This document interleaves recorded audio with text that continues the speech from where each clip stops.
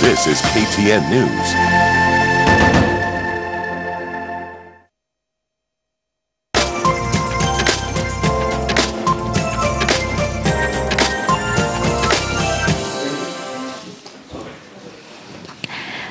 Welcome back. Before we jump into a very important conversation this morning in terms of children and the digital aspect of gadgets, since now they've closed school, and how important it is as parents to sort of minimize that action.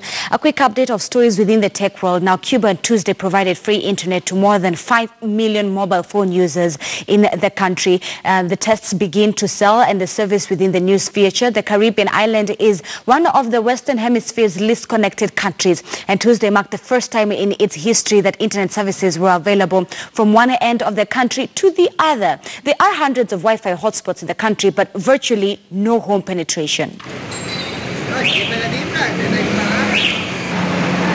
página no se carga, la página no se carga, pero sí entran los mensajes.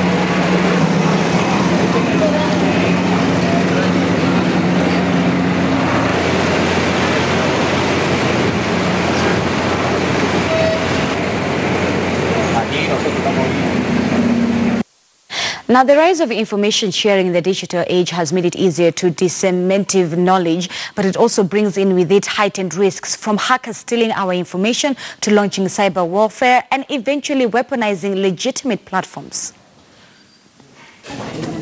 The news this week that an 11-year-old boy was able to hack into a replica of a Florida state election website in under 10 minutes during a recent hackers convention has revived the debate over cybersecurity. And just last month, Vice President Mike Pence unveiled a new cybersecurity goal, partly in response to alleged international interference in the 2016 U.S. elections. Our goal remains: American security will be as dominant in the digital world as we are in the physical world. Incidents like the Equifax breach last year, when hackers stole personal information from nearly 150 million Americans, have prompted companies to take action.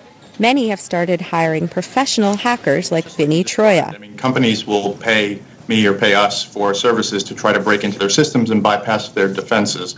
And as a result of that, we will provide them with information on what we found, and which will allow them to patch their vulnerabilities so that the hackers don't get to it before they do. But banks and credit bureaus are not the only groups at risk. A recent IBM survey showed that healthcare, manufacturing, transportation infrastructures, and government are also at risk from cyber attacks. And there are national security implications, says Kim Zetter, who wrote a 2015 book about the Stuxnet digital hack, which was designed to sabotage Iran's nuclear program. In this case, it was a worm that was designed by the U.S. and Israel to attack a facility in Iran, uranium enrichment plant outside of a village called Natanz. And the malicious code was designed to cause centrifuges there that were enriching uranium hexafluoride gas, to cause the centrifuges to spin out of control. Despite the damage they can cause, cyber exploits have yet to reach their apex. Experts say the global fight to combat future cyber attacks will require increasingly sophisticated and coordinated global solutions. All right, so like I said, the children, our home schools have closed, but how do you limit their access to technology? Here with me in studio for Tech Central today, I have Evelyn Kasina. She is a cybersecurity expert. Evelyn, it's so good to have you this morning. Thank you for having me. So let's just jump straight into this. The schools are closed. How do we begin as parents to sort of limit the use of our gadgets and the iPads at home? Okay. Yeah. I think one of the things that we need to understand as parents is let's stop limiting and educate our children on how to use technology positively. Let's stop limiting, but educate them on how to use technology. Yes. Okay. Please explain. Because we need to be able to know how to balance technology and real life. We need to also know the space of technology in our lives. And so as parents, by the time the kids are closing school, they need to have schedules for things that their children need to do. And so how do we also have healthy breaks in between our usage of technology? Because I think the biggest issue parents are having is the alternatives that their kids are going to have during that school holiday. Especially now, IG schools have been closed since, I think, the last week of June to September. That is a longer period. It's a very long period. Yes. And so we need to be able to know what are some of the activities kids can do that will balance that use of technology, because the technology has very positive outputs. So as much as we want our kids to have fun and get entertained, we need to be able to know what other things can they do. Okay. And especially teens, anybody who's above, say, 13 years old, they need to be able to start learning new things on the internet. Okay. So it's just a matter of the balance. So you say that instead of limiting, we should be teaching our children how to use technology the right way. Yeah. How do we begin, especially here in Kenya? There are no courses on children. Oh, no. I mean, have you heard of self-made people? I'm one of self-made people. I learn on the internet. We need to be able to start having fast, productive conversations with our children. And then just letting them see, are there different things they would like to explore online that they can start doing. For instance, I met a young man just the other day who said he wants to be a pilot. And I asked them if they can start simulating online. That is a positive way of using technology. As opposed to just gaming all day or watching movies or, you know, just entertaining themselves. They need to be able to balance. Entertainment should be, and the part which parents need to understand is the appropriate time for their ages in terms of screen time with their children. Okay, please help us understand that. And anybody who has a child below 2 years old, the screen time is actually 0 hours. Below 2 years old? Yes, they should not have any screen time at all. Okay. Between 2 to 5, it's supposed to be 1 hour, and it's supposed to be per day. Yes, and it's supposed to be managed screen time. Okay. So the child is supposed to be having that screen time with an adult. Above 6 to say 10, 12, they need to be having at least 1 hour, 30 minutes. And above 13, it should be 2 to 3 hours, but limited time. Now, the kids who are above 13, obviously, they are using technology for other things like research, you know, they're doing so many other things. Social media. So we need to be able to know how to engage that potential positively, because the kids really are curious, and when you don't guide them, then entertainment will be the only thing they're doing the whole day. There's something that you said behind the scene that kind of, you know, caught my eye. That, because a lot of young people, not even young people, children, 6-year-olds, they have gadgets. A lot of them are also on social media. Celebrities have even gone to the extent of even opening accounts for their children. Even though, yes, they're the ones who manage it, it's still the child's footprint online, right? And you had mentioned that this is actually okay for from 13 years old? Yes, the legal age actually for most of the social platforms is 13. There's a legal age for social platforms? Yes. And that legal age is 13? 13. For most social media platforms. Google is trying to push it to 16. They had 18, but it's not really becoming realistic. So they're trying to push it down to 16. But by the time you see your child has, say, a YouTube channel, because that's a Google package, it needs to be monitored. So your kids need to be able to know the kind of footprint that they're posting online and how it has repercussions to their future. So that's the whole point. Parents need to be able to stop being oblivious to the fact that their kids are on social media and get into that space themselves, so that they're not surprised when they hear that their kids were posting stuff online and they're like, okay, so I didn't know you're on Snapchat because I'm not on Snapchat. So parents need to start becoming very intentional in their parenting, and they need to start becoming very aware that that is the space that the kids are in right now. And that's the digital age that they're growing up in. Okay, so it's okay to be online if you're 13. It's legal for a lot of these tech companies, but then it's a role of parents to sort of educate and empower their children on what it is they're looking for online.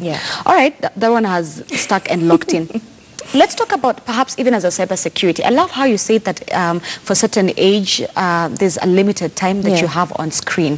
What happens to a child, especially mentally speaking, who spends too much time in front of a TV or too much time in front of a gadget? What does that do to a child's Have you heard of the word glow kids? We are having glow kids. We are raising glow kids in this century because our children cannot survive without the glow of a screen on their faces, because it has become too much for them. If they go into a space where that is not available, they kind of shut down. So we have what we call taking just healthy breaks within the day so that we can start pulling that out. And parents need to start being able to know, especially right now when the kids are on recess, when they wake up in the morning, what is the first thing they do when they wake up in the morning? Most kids will just go start watching Run TV. Downstairs and watch TV. Yes. And you'll find it's becoming such a bad behavior that some of them are not even bathing. Some of them are only taking health breaks to go to the toilet or to just go and eat. because they're literally glued. So we need to be able to know, are there certain chores in the house that kids of different ages can do before they start engaging in technology? Have they done their homework? Have they just at least gone outside if the weather is favorable to just play for 2-3 hours?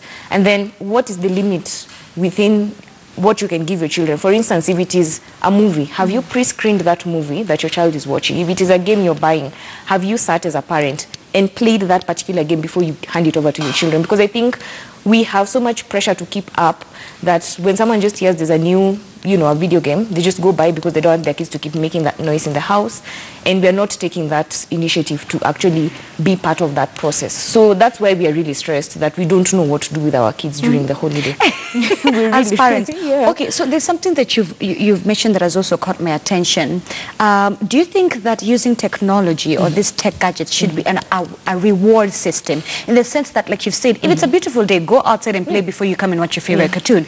If it's washing the dishes and doing the house chores, make sure it gets done for you to take, to have time with the iPad. Yeah. So should technology be used as a reward system to sort of limit? I think screen time, because screen time is entertainment. It can be used, but it's not encouraged, because then your kids kind of feel like they have to do certain things and they have to be rewarded to do certain things. Right. You see, I mean, when you're training your child how to wash dishes, I think you're also prepping them for, being an adult. Yes. So it's not supposed to really be a reward system.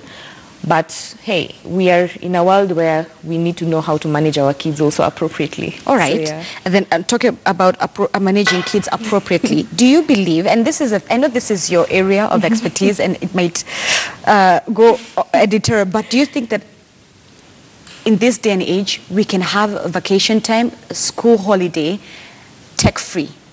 Yes, you can. Is it possible? It's very possible. It's entirely possible. And do you encourage it as a cybersecurity expert? Yes, yes. In fact, one of the things that we are doing as a company is to also help parents to be able to start managing their own technology. This is the reason. There's no way as a parent, if I am so addicted to my gadgets, I'll have the moral authority to tell my children, hey, you're spending too much time on your phone or your iPad or stuff. I don't have the moral authority.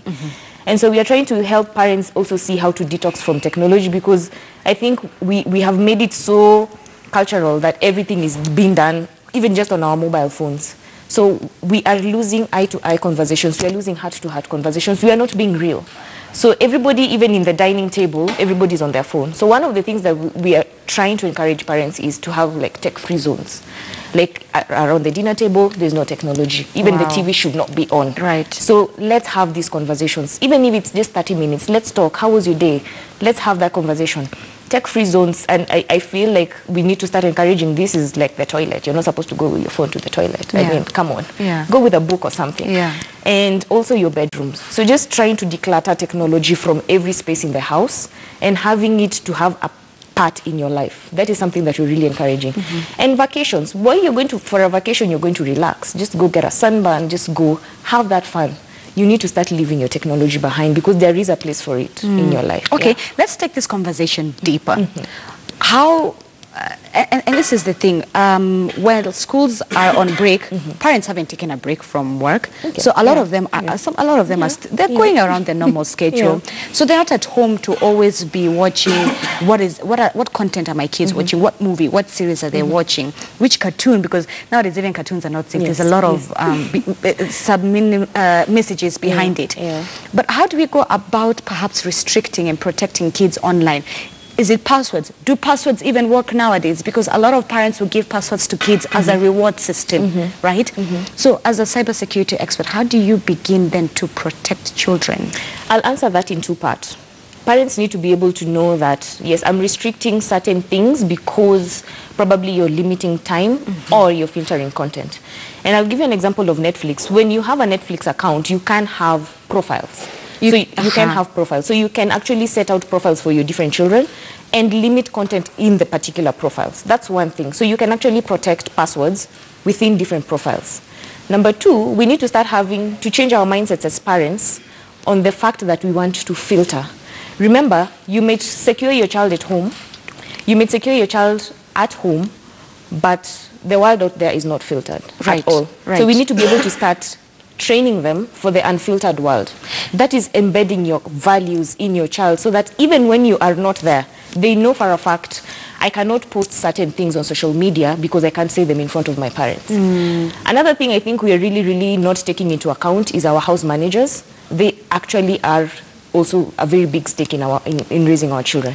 Because for instance, if your kids go to school and come home and you're not there, they're spending that time with their house managers. So are they a part of the conversation within the family media rules? Right. Do you have those family media rules, and are you including them in that? Your family members, especially the aunties, the uncles, grandma, grandpa, are they also deparenting, just doing off your parenting in terms of when you go for social parties, they're the ones who are giving your children phones, and they know for a fact you're not. So we need to have an inclusive conversation within the ecosystem of the child. And that, Evelyn, takes me to my next question, perhaps for our last question as well, is that a lot of kids during holiday also go on sleepovers, right? So then how, because different parents have different ways of parenting and TV time and all that.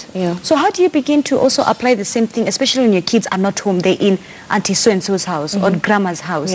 How do you think, how would you advise parents to maneuver through that in terms of the technical aspect? It's value, number one. Of course, you wouldn't take your child somewhere where you don't share the same values with that other person, right? And also, rules still remain. Your kids know certain rules have to be maintained. So you need to share that with the places where they're going so that you actually get to know that my kids are not supposed to watch TV on anybody's phone, and they also you need to have these conversations with them.